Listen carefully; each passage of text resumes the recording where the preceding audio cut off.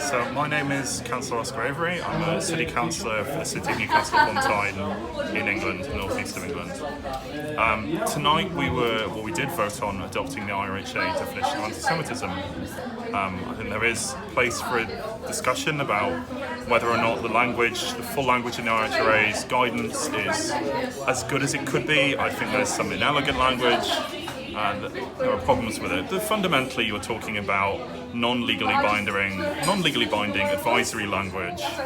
But certainly, for those who don't know, in the context of English law, what we were voting on as a council was to adopt it as a definition for ourselves. And councils are not lawmaking bodies and don't have the ability to prosecute. So tonight we had a protest based on this idea that adopting this definition would lead to the criminalisation of Palestinian solidarity, which is straightforwardly untrue because councils don't have any control over crimes. The definition has already been adopted by the police authority here and has not led to the things that they were talking about, but whether or not it had, or adopting it as a council clearly would not lead to anyone being prosecuted for crimes because the council cannot prosecute people for those sorts of crimes.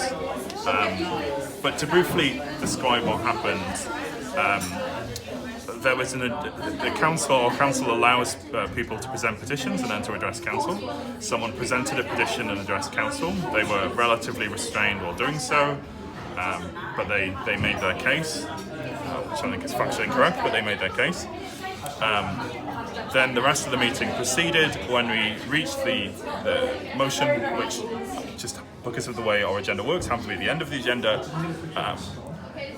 Immediately after the person proposing the motion had spoken, all of the people who had come with the petition to protest, they could come with the intention of disrupting the meeting, then disrupted the meeting, started screaming at people from the public gallery, and to set a scene, you have a round chamber and a public gallery above, so that these protesters, you can't really see above you, screaming down.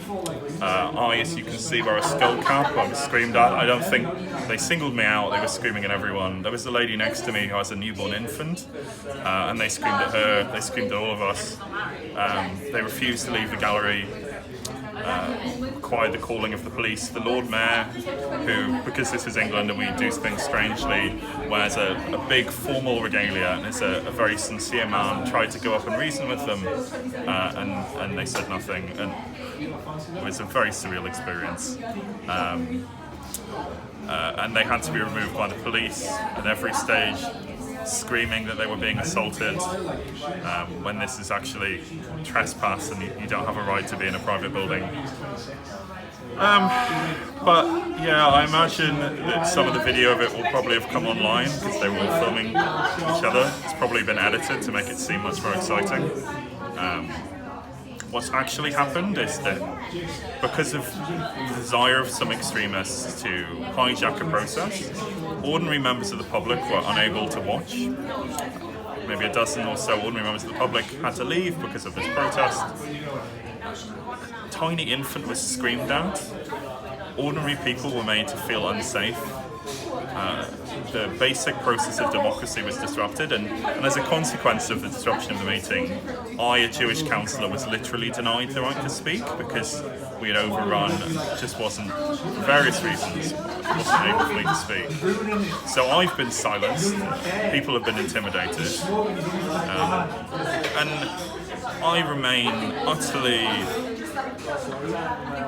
baffled as to what supposed difference this has made to anyone in East Jerusalem or An-Najah or in Hebron, any of the people who these people supposedly care about, how their lives have in any way at all been remotely affected by the decision of these people to engage in absolutely ridiculous protest that